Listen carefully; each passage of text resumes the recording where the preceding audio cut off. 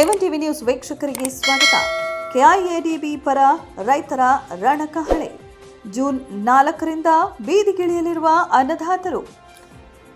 ಶಿಡ್ಲಘಟ್ಟ ತಾಲೂಕಿನ ಜಂಗಮಕೋಟೆ ಹೋಬಳಿಯ 13 ಹಳ್ಳಿಗಳ ವ್ಯಾಪ್ತಿಯಲ್ಲಿ ಕೆಐಎಡಿಬಿ ಕೈಗಾರಿಕಾ ಪ್ರದೇಶ ಅಭಿವೃದ್ಧಿಗಾಗಿ ಹಮ್ಮಿಕೊಂಡಿರುವ ಭೂ ಸ್ವಾಧೀನ ಪ್ರಕ್ರಿಯೆಯನ್ನು ಬೆಂಬಲಿಸಿ ಹಾಗೂ ರೈತರ ವಿವಿಧ ಬೇಡಿಕೆಗಳ ಈಡೇರಿಕೆಗಾಗಿ ಜೂನ್ 4ರಿಂದ ಬೃಹತ್ ಹೋರಾಟ ಹಮ್ಮಿಕೊಳ್ಳಲಾಗಿದೆ ಎಂದು ಕರ್ನಾಟಕ ರಾಜ್ಯ ರೈತ ಸಂಘ ಹಾಗೂ ಹಸಿರು ಸೇನೆಯ ತಾಲೂಕು ಅಧ್ಯಕ್ಷರಾದ ಕದರೇಗೌಡ ಹಾಗೂ ಜಿಲ್ಲಾ ಪ್ರಧಾನ ಕಾರ್ಯದರ್ಶಿ ಬಿಎ ಪ್ರತೀಶ್ ಹೇಳಿದರು.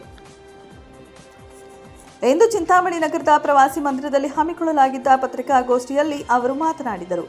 ಜೂನ್ 4ರಿಂದ ಪಂಜಿನ ಮೆರವಣಿಗೆ, ಜೂನ್ 5ರಿಂದ ಉಪವಾಸ ಸತ್ಯಾಗ್ರಹ ರೈತರ ಹಕ್ಕುಗಳಿಗಾಗಿ ಹಮ್ಮಿಕೊಳ್ಳಲಾಗಿದೆ ಎಂದು ಹೇಳಿದ ಅವರು, ಜೂನ್ 5ರಂದು 13 ಹಳ್ಳಿಗಳ ರೈತರಿಂದ ಅನಿರ್ದಿಷ್ಟಾವಧಿ ಉಪವಾಸ ಸತ್ಯಾಗ್ರಹ ಪ್ರಾರಂಭವಾಗಲಿದೆ.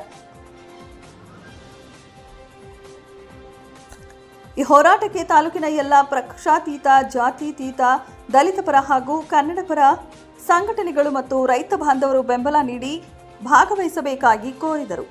ಶಿಡ್ಲಘಟ್ಟ ತಾಲೂಕು ಅತ್ಯಂತ ಹಿಂದುಳಿದ ಪ್ರದೇಶವಾಗಿದ್ದು, ಇಲ್ಲಿ ಯಾವುದೇ ನದಿ ನಾಲೆಗಳ ಆಶ್ರಯವಿಲ್ಲದೆ ಬರದ ಭೂಮಿಯಾಗಿದೆ. ಇಂತಹ ಸಂದರ್ಭದಲ್ಲಿ ಜಂಗಮಕೋಟೆ ಹೋಬಳಿಯ ಬಸವಪಟ್ಟಣ, ತಾದೂರು, ನಡುಪಿನಾಯಕನಹಳ್ಳಿ, ಯಣಂಗೂರು, ಹೊಸಪೇಟೆ, ಚಿಕ್ಕೊಂಡನಹಳ್ಳಿ, ಗೋಲಹಳ್ಳಿ, ದೇವಗನಹಳ್ಳಿ, ಅರಿಕೆರೆ, ಸಂಜೀವಪುರ, ಕೋಲಮಿ ಹೊಸೂರು, ಯದ್ದಲತಿಪ್ಪೇನಹಳ್ಳಿ, ತೋಟಗಾನಹಳ್ಳಿ ಸೇರಿದಂತೆ 13 ಹಳ್ಳಿಗಳ ವ್ಯಾಪ್ತಿಯಲ್ಲಿ 2823 ಎಕರೆ ಭೂಮಿಯನ್ನು ಕೆಐಎಡಿಬಿ ಮೂಲಕ ಭೂ ಸ್ವಾಧೀನಕ್ಕೆ ಸರ್ಕಾರ ಪ್ರಾಥಮಿಕ ಅಧಿಸೂಚನೆ ಹೊರಡಿಸಿತ್ತು. ರೈತರ ನಿರಂತರ ಹೋರಾಟದ ಫಲವಾಗಿ ಸರ್ಕಾರ 552 ಎಕರೆ ಭೂ ಸ್ವಾಧೀನದ ಆದೇಶವನ್ನು ಕೈಬಿಟ್ಟಿದ್ದು, ಉಳಿದ 2071 ಎಕರೆಗೆ ಅಂತಿಮ ಅಧಿಸೂಚನೆ ಹೊರಡಿಸಿದೆ. ಆದರೆ ಸರ್ಕಾರ ಕೈಬಿಟ್ಟಿರುವ 552 ಎಕರೆ ಜಮೀನಿನ ಮಾಲೀಕರೇ ಹೋರಾಟದ ಮುಂಚೂಣಿಯಲ್ಲಿದ್ದು, ಉಳಿದ ರೈತರ ಜಮೀನನ್ನು ಯಾಕೆ ಬಿಟ್ಟಿಲ್ಲ ಎಂಬುದು ವಿಪರ್ಯಾಸದ ಸಂಗತಿಯಾಗಿದೆ ಎಂದು ಬೇಸರ ವ್ಯಕ್ತಪಡಿಸಿದರು. ಕೃಷಿ ಭೂಮಿಯ ಹೆಸರಿನಲ್ಲಿ ಈ ಹಿಂದೆ ಬೇರೆಡೆ 106 ಎಕರೆ ಭೂ ಪರಿವರ್ತನೆ ಆಗಿದ್ದರೂ ಸರ್ಕಾರ ಕಣ್ಮುಚ್ಚಿ ಕುಳಿತಿದೆ. ಕಳೆದ 75 ದಿನಗಳಿಂದ ರೈತರು ಹೋರಾಟ ನಡೆಸುತ್ತಿದ್ದರೂ ಸರ್ಕಾರ ಈವರೆಗೆ ರೈತರ ಅಹವಾಲು ಆಲಿಸಿಲ್ಲ ಎಂದು ಮುಖಂಡರು ಆಕ್ರೋಶ ಹೊರಹಾಕಿದ್ದಾರೆ. ಚಿಕ್ಕಬಳ್ಳಾಪುರ ಜಿಲ್ಲಾಡಳಿತ ಭವನದ ಮುಂಭಾಗ ಈ ಪ್ರಮುಖ ಬೇಡಿಕೆಗಳ ಈಡೇರಿಕೆಗಾಗಿ ಹೋರಾಟ ಮುಂದುವರೆಯಲಿದ್ದು, ನ್ಯಾಯ ಸಿಗುವವರೆಗೂ ಹೋರಾಟ ಕೈಬಿಡುವುದಿಲ್ಲ ಎಂದು ಪತ್ರಿಕಾಗೋಷ್ಠಿಯಲ್ಲಿ ರೈತ ಮುಖಂಡರು ಎಚ್ಚರಿಸಿದ್ದಾರೆ. ಪತ್ರಿಕಾಗೋಷ್ಠಿಯಲ್ಲಿ ಜಿಲ್ಲಾ ಸಂಚಾಲಕ ಹುಸೇನ್ ಸಾಬಿ, ನಾಗರಾಜು, ಶ್ರೀರಾಮಪ್ಪ, ನಾರಾಯಣಸ್ವಾಮಿ, ರಮೇಶ್, ಪ್ರಭುಗೌಡ, ಈರಪ್ಪ, ನಾಗಣ್ಣ, ಬೈರೆಡ್ಡಿ, ಶ್ರೀನಿವಾಸ್ ರೆಡ್ಡಿ, ನರಸಿಂಹಪ್ಪ, ಅಸ್ಲಾಂ ಪಾಷಾ ಸೇರಿದಂತೆ ಮತ್ತಿತರರು ಇದ್ದರು. 13 ಹಳ್ಳಿಗಳ ಕೆಡಿಬಿ ಪರ ಹೋರಾಟ ಸಮಿತಿಯ ಏನು ನಮಗೆ ಒಂದು ಬೆಂಬಲ ಕೋರಿದೆಯೋ, ನಾವು ನಮ್ಮ ತಾಲೂಕಿಂದ ಒಂದು 500 ಜನ ಬಂದು ತಮಗೆ ಬೆಂಬಲ ಸೂಚಿಸ್ತೀವಿ. ಆದರೆ ನಮಗೆ ನಮ್ಮ ಜಿಲ್ಲೆಯಲ್ಲಿ ಶಿಡ್ಲಘಟ್ಟ ತಾಲೂಕಲ್ಲಿ ಯಾವುದೇ ಥರ ಕೈಗಾರಿಕೆಗಳಿಲ್ಲ. ನಾವು ಮೊದಲಿಂದ ಹೇಳ್ತಾ ಇದ್ದೀವಿ, ಮಾನ್ಯ ಉಸ್ತುವಾರಿ ಸಚಿವರು ಹಾಗೂ ಶಿಡ್ಲಘಟ್ಟ ಕ್ಷೇತ್ರದ ಜನಪ್ರಿಯ ಶಾಸಕರು ಹಾಗೂ ಕೈಗಾರಿಕೆ ಸಚಿವರು, ನಮ್ಮ ಮುಖ್ಯಮಂತ್ರಿ ಸಿದ್ದರಾಮಯ್ಯನವರು ಎಲ್ಲ ಸೇರಿ ಏನು ಕೃಷಿ ನಮ್ಮ ಬೇಡಿಕೆ ಮೇಯ್ನಾಗಿ ಕೃಷಿನೂ ಬೇಕು, ಕೈಗಾರಿಕೆನೂ ಬೇಕು. ಆದರೆ ಕೃಷಿ ಜಮೀನು 552 ಎಕರೆ ಅದನ್ನು ಬಿಟ್ಟಿದ್ದಾರೆ, ಕೈ ಬಿಟ್ಟಿದ್ದಾರೆ. ಅದಕ್ಕೆ ಅವ್ರಿಗೆಲ್ಲರಿಗೂ ನಾವು ಋಣಿಯಾಗಿರ್ತೀವಿ, ಅಭಿನಂದಿಸ್ತೀವಿ.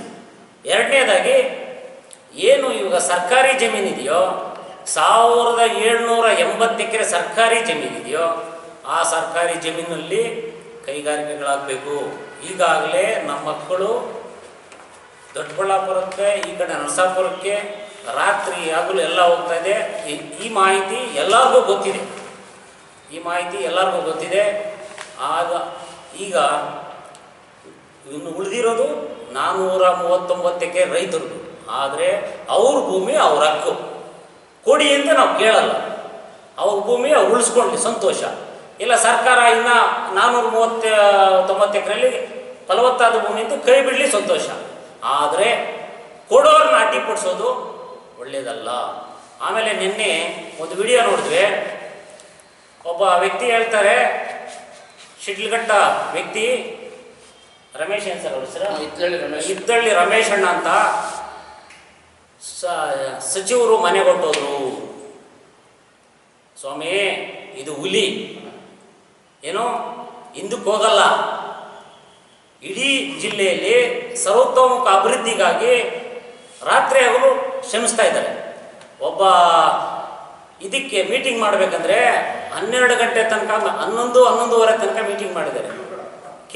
KDB ಮೀಟಿಂಗ್, ಜಿಲ್ಲೆಯ KDB ಮೀಟಿಂಗು 11:30 ತನಕ ಮಾಡಿದ್ದಾರೆ. ಯಾವ ರಾಜಕಾರಣಿಗಳು ಮಾಡಲ್ಲ, ಕರ್ತವ್ಯನ ಕರೆಕ್ಟಾಗಿ ನಿಭಾಯಿಸ್ತಾ ಇದ್ದಾರೆ. ದಯವಿಟ್ಟು ತಿಳ್ಕೊಬೇಕು. ತಾವು ಮಾಹಿತಿ ತಿಳ್ಕೊಂಡು ಮಾತಾಡಬೇಕು. ದಯವಿಟ್ಟು ಈ ಥರ ಮುಂದಿನ ದಿನಗಳಲ್ಲಿ ಮಾತಾಡಿದ್ರೆ ನಿಮಗೆ ಒಳ್ಳೆಯದಾಗಲ್ಲ ಅಂತ ಹೇಳ್ತಾ, ನಮ್ಮ ತಾಲೂಕಿಂದ ಒಂದು 500 ಜನ ಬರ್ತೀವಿ, ತಮ್ಮ ಬೆಂಬಲ ಕೊಡ್ತೀವಿ ಅಂತ ಹೇಳ್ಬಿಟ್ಟು ಮಾಧ್ಯಮ ಮುಖಾಂತರ ತಮಗೆ ತಿಳಿಸ್ತಾ ಇದ್ದೀವಿ. ಅಧ್ಯಕ್ಷರು, ಕಾರ್ಯದರ್ಶಿ ಪ್ರತಿಯೊಬ್ಬರು ನಮಸ್ಕಾರ. ಇವತ್ತು ನೋಡಿ, ಇವತ್ತು ನಮ್ಮ ಜಿಲ್ಲೆ ಬರಡು ಜಿಲ್ಲೆ ಆಗಿದೆ. ಮಳೆ ನೀರಿಗೆ ಅವಲಂಬಿತವಾಗಿದೆ. ಇವತ್ತು ನಮ್ಮ ಮಕ್ಕಳೆಲ್ಲ ಕೂಡ ವಿದ್ಯಾಭ್ಯಾಸ ಮಾಡಿ ಬೇರೆ ಬೇರೆ ಜಿಲ್ಲೆಗಳಿಗೆ ಊಳೆ ಹೋಗ್ತಾ ಇದ್ದಾರೆ, ಬೇರೆ ಬೇರೆ ರಾಜ್ಯಗಳು ಹೋಗ್ತಾ ಇದ್ದಾರೆ. ಆದರೆ ಇವತ್ತು ಕೃಷಿ ಅವಲಂಬಿತರಾಗಿರೋರು ಕಡಿಮೆ ಇದ್ದಾರೆ. ಆದರೆ ಕಾರ್ಖಾನೆಗಳು ಜಾಸ್ತಿ ಆಗಿ ಓದಿರ್ತಕ್ಕಂಥ ಮಕ್ಕಳು ಜಾಸ್ತಿ ಆಗಿ ನಿರುದ್ಯೋಗಿಗಳಾಗಿದ್ದಾರೆ. ನೋಡಿ, ಕೋಲಾರ ಮತ್ತು ಚಿಕ್ಕಬಳ್ಳಾಪುರ ಬರಡು ಜಿಲ್ಲೆಗಳಂತೇಳಿ ನಾವು ಆಗಲೇ ಘೋಷಣೆ ಆಗಿದೆ, ಬಯಲು ಸೀಮೆ ಜಿಲ್ಲೆಗಳಂತ ಘೋಷಣೆ ಆಗಿದೆ. ಆದರೆ ಇವತ್ತು ಈ ಸರ್ಕಾರ ನಿರ್ಧಾರ ಸರಿಯಾಗಿ ತಗೊಂಡಿದೆ. ನಮ್ಮ MC ಸುಧಾಕರ್ ಸರ್ ಆಗಿರ್ಬೋದು, ಅದೇ ಥರ ರವಿ ಸರ್ ಆಗಿರ್ಬೋದು, ಶಿಲ್ಘಟ್ಟ ತಾಲೂಕು, ಅದೇ ಥರ ನಮ್ಮ ಮಾನ್ಯ ಮುಖ್ಯಮಂತ್ರಿಗಳು ಆಗಿರ್ಬೋದು, ಅದು ನಿರ್ಧಾರ ಕರೆಕ್ಟಾಗಿ ತಗೊಂಡಿದ್ದಾರೆ. ಆದರೆ ಇವರು ಭೂಮಾಫಿಯಾಗಳಂತ ಹೇಳ್ತಾನೆ. ಇವತ್ತು ನೋಡಿ, ಇವತ್ತು ಸರ್ಕಾರ ನಿರ್ಧಾರ ನಮ್ಮ ಭೂಮಿ ನಮ್ಮ ಹಕ್ಕು ಅಂದ್ರೆ 13 ಹಳ್ಳಿಗಳ ರೈತರು ಅವರು ಒಂದು ಕಷ್ಟಕ್ಕೆ ಏನೋ ಒಂದು ಮುಂದಾಲೋಚನೆ ಇಟ್ಕೊಂಡು ಅವರು ಸರ್ಕಾರಕ್ಕೆ ಇವತ್ತು ನಾವು ಮಾರ್ತೀವಂತ ಮುಂದೆ ಬಂದಿದ್ದಾರೆ. ಯಾರು ಕೂಡ ಸರ್ಕಾರ ಇವತ್ತು ಬಲಂತರವಾಗಿ ಯಾರಿಗೂ ಕೂಡ ತಗೊಂತಾ ಇಲ್ಲ. ಆದರೆ ನಮ್ಮ ಭೂಮಿ ನಮ್ಮ ಹಕ್ಕು ಅಂತ ಕಾನೂನಿರುವಾಗಲೇ ಬಟ್ ಬಲಂತರ ಯಾರು ಮಾಡ್ತಾ ಇದ್ರಿ, ಕೊಡಬೇಡಿ ನಿಮ್ಮ ಜಮೀನು, ಬಟ್ ಯಾರು ಬೇರೆಯವ್ರಿಗೆ ಅಡ್ಡಿಪಡಿಸ್ತಾ ಇದ್ರಿ, ಇಲ್ಲ ಅವ್ರು ಕೊಡಿ. ಅವ್ರ ಮಕ್ಳು ಮದುವೆ ಮಾಡಬೇಕು, ಅವ್ರ ಮದುವೆ ಎಜುಕೇಷನ್ ಮಾಡಬೇಕು, ಬೇರೆ ಕಡೆ ಅವ್ರು ಏನೋ ಒಂದು ಒಂದು ಡೆವಲಪ್ಮೆಂಟ್ ಆಗಬೇಕು, ನೀವು ತಗೊಂಡು ಕೊಡಿ ದುಡ್ಡು. ಯಾರು ಇವತ್ತು ಅಡ್ಡಿಪಡಿಸ್ತಾ ಇದ್ದೀರಿ, ಕೊಡಿ, ಅವ್ರಿಗೆ ಸಹಾಯ ಮಾಡಿ. ನೀವು ರೈತರು ತಾನೆ, ರೈತರಿಗೂ ಸಹಾಯ ಮಾಡಿ ಯಾರು ಮಾಡಬೇಕು? ಇವತ್ತು ಸರ್ಕಾರ ಇವತ್ತು ನೋಡಿ, ಇವತ್ತು ಇನ್ನೊಂದು ಮಾತು ಹೇಳ್ತೀನಿ. ನಮ್ಮ ತಾಲೂಕಲ್ಲಿ MC ಸುಧಾಕರ್ ಸರ್ ಅವರು ಯಾರು ಮಾಮೂಲಿ MLAಗಳಲ್ಲ, ಅವರು ತಾತ ಮುತ್ತಾತ ಕಾಲದಿಂದ ಹೆಸರು ಮಾಡಿದಂಥ MLAಗಳು ಅವರು. ಇವತ್ತು ನಾವು ಚಿಕ್ಕ ಮಕ್ಕಳಿಂದ ಆಂಜನೇಯ ರೆಡ್ಡಿ ಸರ್ ಅವ್ರ ಮುತ್ತಾದ ಕಡೆಯಿಂದ ಬಂದಂಥ ವ್ಯಕ್ತಿಗಳು ಯಾವುದೇ ಆಮಿಷಕ್ಕೆ ಒಡ್ಡಿ ಯಾರ ಒಂದು ಒತ್ತಡಕ್ಕೆ ಒದ್ದಿ ನಿರ್ಧಾರ ತಗೊಳ್ಳಲ್ಲ ಅವ್ರು. ಯಾಕಂದ್ರೆ ನಾವು ಸುಮಾರು ನಮ್ಮ ತಾತ ಮುತ್ತ ಅಂದ್ರೂ ಕೂಡ ಅವ್ರ ವಂಶ ನಾವು ಹೊಳ್ತಾ ಇದ್ವಿ. ಇವತ್ತು ಅವ್ರು ಮಾಡಿದ ನಿರ್ಧಾರ ಎಲ್ಲರೂ ಕೂಡ ಮೆಚ್ಚುಗೆ ಆದಂಥ ನಿರ್ಧಾರ. ಅವ್ರ ವಿದ್ಯಾವಂತರು ಅಂತ ಒಂದು ನಿರ್ಧಾರಗಳನ್ನ ಇವತ್ತು ಯಾರ್ದೋ ಭೂಮಾಫಿಯಾಗಳು ಯಾರ್ದೋ ಆಮಿಷಕ್ಕೆ ಒಡ್ಡಿ ಅಡ್ಡಿಪಡಿಸ್ತಾ ಇದ್ದಾರೆ. ನಿಜವಾಗ್ಲೂ ಹೇಳ್ತೀನಿ, ಸರ್ಕಾರ ಅಂತಿದ್ರೆ ಇವ್ರ ಮೇಲೆ ಸರಿಯಾದ ಕಾನೂನು ಕ್ರಮ ಜರುಗಿಸ್ಬೇಕು ಇವತ್ತು. ಯಾಕಂದ್ರೆ ಇವತ್ತು ನಮ್ಮ ಸುಧಾಕರ್ ಸರ್ ಮೇಲೆ ನೀವು ಆರೋಪ ಮಾಡ್ತಾ ಇದ್ದಾರೆ, ಬಟ್ ಅವ್ರ ವಂಶ ಯಾವುದು, ಅವರು ಬೆಳೆದ ರೀತಿ ಯಾವುದು, ಅವರು ಚಿಕ್ಕ ಹುಡುಗನಿಂದ ಬೆಳೆದಂತ ರಾಜಕೀಯ ಕಲ್ತಿದ್ದಾರೆ. ಅವರು ಯಾರೇ ಒತ್ತಡಕ್ಕೂ ಮಣಿಯಲ್ಲ, ಅವರು ಯಾರಿಗೂ ಭಯ ಪಡಲ್ಲ. ಅವರು ರಾಜಕೀಯನೇ ಬೇಕಿಲ್ಲ, ಅವ್ರು ಜಾಸ್ತಿ ಬೇಕಾದ್ರೆ ಅದು ನ್ಯಾಯ ನೀತಿಗೆ ಬಗ್ಗ ವಂಶ ಅವ್ರದಂತ ನಾನು ಹೇಳ್ತೀನಿ. ಆಗ ಅವ್ರ ನಿರ್ಧಾರ ಕರೆಕ್ಟ್ ಆಗಿದೆ. ಇವತ್ತು ನಮ್ಮ ಮಕ್ಕಳು ಬೇರೆ ರಾಜ್ಯಗಳಿಗೆ ಹೊಳೆ ಹೋಗ್ತಾ ಇದ್ದಾರೆ, ಡೆಲ್ಲಿಗೆ ಹೋಗ್ತಾ ಇದ್ದಾರೆ, ಬೇರೆ ರಾಷ್ಟ್ರಗಳಿಗೆ ಹೋಗ್ತಾ ಇದ್ದಾರೆ. ಆದ್ರೆ ಯಾಕೆ ನಾವು ಇವತ್ತು ನೋಡಿ ಮಿಕ್ಸಿ ಬೇಕು, ಒಂದು TV ಬೇಕು, ಒಂದು ಫೋನ್ ಬೇಕು, ಇವೆಲ್ಲ ಪ್ರತಿಯೊಬ್ಬರು ಅವಲಂಬಿತರಾಗಿದ್ರಿ. ಆದ್ರೆ ಇವತ್ತು ನೋಡಿ, ದೇಶ ಕೃಷಿದಲ್ಲೇ ಮುಂದುವರಿತ, ಕೃಷಿಗೂ ಇದೆ. ಯಾಕೆ ಕಾರ್ಖಾನೆ ತೆಗಿತಲ್ಲ ನೀವು? ನಮ್ಮ ಮಕ್ಕಳು ಬೇರೆ ರಾಜ್ಯಗಳು ಕಳಿಸೋ ಬದಲು ನಮ್ಮ ಕಡೆನೆ ಕೆಲಸ ಕೊಡ್ರಿ. ಇವತ್ತು ನಿರುದ್ಯೋಗವಂತರು ಇವತ್ತು ಕಳ್ಳರಾಗ್ತಾ ಇದಾರೆ, ಮೋಸ. ಇವತ್ತು ವಿದ್ಯಾವಂತರೆಲ್ಲ ಏನಾಗ್ತಾ ಇದಾರೆ, ಒಳ್ಳೆ ಜಾಬ್ಗಳಿಲ್ಲ ಅವ್ರಿಗೆ. ಪಾಪ ಅವ್ರ ಜೀವನಗಳೇ ಓದಿ ಅವ್ರಿಗೆ ಯಾವುದೇ ರೀತಿಯ ಒಂದು ಆಲೋಚನೆ ಹೋಗ್ತಾ ಇಲ್ಲ, ಬೆಳೀತಾ ಇಲ್ಲ. ನೋಡಿ, ಇವತ್ತು ನಾವು ನಿರ್ಧಾರ ನಮ್ಮ ಸರ್ಕಾರ ತಗೊಂಡ ನಿರ್ಧಾರ ಕರೆಕ್ಟ್ ಆಗಿದೆ. ಯಾರು ವಿರೋಧ ಬಂದ್ರು ಕೂಡ ಸರ್ಕಾರ ಹಠಾತ್ ಆಗಿ ಇದನ್ನ ಆಲೋಚನೆ ಮಾಡಿ, ಈಗ ದಂಡಾಧಿಕಾರಿಗಳು ಜಿಲ್ಲಾಧಿಕಾರಿಗಳಿದ್ದಾರೆ, ಆಲೋಚನೆ ಮಾಡಬೇಕು. ಜನಪರ ಜನವಿರೋಧ ಅಲ್ಲ. ಇವತ್ತು ನ್ಯಾಯ ನೀತಿಯಿಂದ ತೀರ್ಪು ಕೊಡಬೇಕು. ಇವತ್ತು ಯಾರು ಬಲಂತರವಾಗಿ ರೈತರ ಜಮೀನು ಕಿತ್ಕೊಳ್ಳಕ್ಕೆ ಯಾರಿಗೂ ಹಕ್ಕಿಲ್ಲ. ಆದ್ರೆ ರೈತ ದೇಶದ ಬೆನ್ನೆಲುಬು. ಆದ್ರೆ ಇವತ್ತು ಕೃಷಿನೂ ಬೇಕು, ಕಾರ್ಖಾನೆಗಳು ಬೇಕು, ಎರಡೂ ಬೇಕು. ಇಲ್ಲ ಅಂದ್ರೆ ನಾವಿವತ್ತು ಇವತ್ತೇನಾದ್ರು ಏನಾದ್ರು ಗುಂಡಲ್ಲಿ ಎತ್ತುತ್ತಾ ಇದೀವ? ಟ್ರ್ಯಾಕ್ಟರ್ ಬೇಕಾಗಿದೆ, ನೇಗಿಲು ಬೇಕಾದ್ರೆ ಇವತ್ತು ಟ್ರ್ಯಾಕ್ಟರ್ ಬೇಕಾಗಿದೆ. ಯಾರು ಕೂಡ ಎತ್ತುಗಳಲ್ಲಿ ಯಾರು ಉಳಿತಾ ಇಲ್ಲ, ಎಲ್ಲ ಕೂಡ ಎಲೆಕ್ಟ್ರಾನಿಕ್ಸ್ ಇವತ್ತು ಕಾರ್ಖಾನೆಗಳಾಗಬೇಕಾಗಿದೆ. ಇದು ನಾವು ಆಲೋಚನೆ ಮಾಡಬೇಕು. ಇವತ್ತು ಯಾರು ನೇಗಿಲು ಹಿಡಿದು ಉಳ್ತಾ ಇದ್ದಾರೆ? ಯಾರು ಇವತ್ತು ನೇಗಿಲು ಎತ್ತುಗಳು ಕಟ್ಟಿ ಉಳ್ತಾ ಇದ್ದಾರೆ? ನೋಡಿ, ದಯವಿಟ್ಟು ಹೇಳ್ತೀನಿ, ಇದು ದೇಶ ಪರಿವರ್ತನೆ ಆಗ್ತಾ ಇದೆ. 73ರಲ್ಲಿ ನಾವಿದ್ದೀವಿ, ಆದರೆ ಇವತ್ತು 26, 30ಕ್ಕೆ ಹೋಗ್ತಾ ಇದ್ದೀವಿ. RI ಬರ್ತಾ ಇದೆ, ಎಲ್ಲ ಇಂಜಿನಿಯರ್ಗಳು ಇವತ್ತು ಜಾಬ್ ಕಳ್ಕೊತಾ ಇದ್ದಾರೆ. ಎಲ್ಲ ಕೂಡ ಇವತ್ತು ಆರ್ಟಿಫಿಷಿಯಲ್ ಇಂಜಿನಿಯರ್ ಬಂದು ಎಲ್ಲ ವಿದ್ಯಾವಂತರು ಇವತ್ತು ಜಾಬ್ ಕಳ್ಕೊತಾ ಇದ್ದಾರೆ. ದಯವಿಟ್ಟು ಸರ್ಕಾರ ಯಾರೇ ನ್ಯಾಯವಾಗಿ ನಿರ್ಧಾರ ಕೊಡಿ, ರೈತರಿಗೂ ಅನ್ಯಾಯ ಮಾಡಬೇಡಿ, ಓದಿರೋ ಮಕ್ಕಳಿಗೂ ಅನ್ಯಾಯ ಮಾಡಬೇಡಿ. ನಿರುದ್ಯೋಗ ಸಮಸ್ಯೆ ತುಂಬಾ ಜಾಸ್ತಿ ಇದೆ, ಮಕ್ಕಳು ದುಶ್ಚಟಗಳಿಗೆ ಅವಲಂಬಿತರಾಗ್ತಾ ಇದ್ದಾರೆ. ಸರ್ಕಾರ ಯಾರಿಗೂ ಕೇಳಿ, ಯಾರಿಗೂ ಯಾವುದೇ ಹೋರಾಟ, ನ್ಯಾಯಪರ ಹೋರಾಟಕ್ಕೆ ಬೆಂಬಲ ಕೊಡಿ ಸರ್ಕಾರ. ನೋಡಿ, ಯಾರೇ ಒಂದರೂ ಭಯ ಪಡಬೇಡಿ. ನೋಡಿ, ಸರ್ಕಾರ ಅಂತ ಹೇಳಿದ್ರೆ ಎಲ್ರಿಗೂ ಒಂದೇ ನ್ಯಾಯ, ಜಾತ್ಯತೀತವಾಗಿ ಪಕ್ಷಾತೀತವಾಗಿ ನ್ಯಾಯ ಕೊಡಬೇಕು. ಯಾರೋ ಹೋರಾಟ ಮಾಡ್ತಾ ಇದಾರೆ ಅಂದ್ರೆ ಅದು ನ್ಯಾಯಪರ ಸರ್ಕಾರಕ್ಕೆ ಇವತ್ತು ಶಕ್ತಿ ಇಲ್ವಾ? ಏನ್ ಮಾಡ್ತೀವಿ ನಾವು? ಸರ್ಕಾರಕ್ಕೆ ಅವ್ರು ಅಡ್ಡಿಪಡಿಸ್ತಾ ಇದಾರೆ ಅಂದ್ರೆ ಅವ್ರ ಮೇಲೆ ಯಾಕೆ ಕಾನೂನು ಕ್ರಮ ಜರುಗಿಸಬಾರ್ದು? ಅದು ಯಾರ್ದೋ ಆಮಿಷಗೊಡ್ಡಿ ಇವ್ರು ಈ ತರ ಮಾಡ್ತಾ ಇರೋದು ತಪ್ಪು. ದಯವಿಟ್ಟು ಇವತ್ತು ನಾವು 4ನೇ ತಾರೀಕು ಉಪವಾಸ ಸತ್ಯಾಗ್ರಹ, ಪಂಜಿನ ಮೆರವಣಿಗೆ ಇದೆ. ನೋಡಿ, ನಾವು ಕೂಡ ಮನುಷ್ಯರಂತವ್ರು, ಮನುಷ್ಯತ್ವ ಇರತಕ್ಕವರು ಎಲ್ಲ ಕಡೆ ಆಲೋಚನೆ ಮಾಡಬೇಕು. ಕೃಷಿಗೂ ಆಲೋಚನೆ ಮಾಡಬೇಕು, ಕಾರ್ಖಾನೆಗಳು ಆಲೋಚನೆ ಮಾಡಬೇಕು, ಮುಂದಿನ ಬೆಳವಣಿಗೆಗೂ ಆಲೋಚನೆ ಮಾಡಬೇಕು.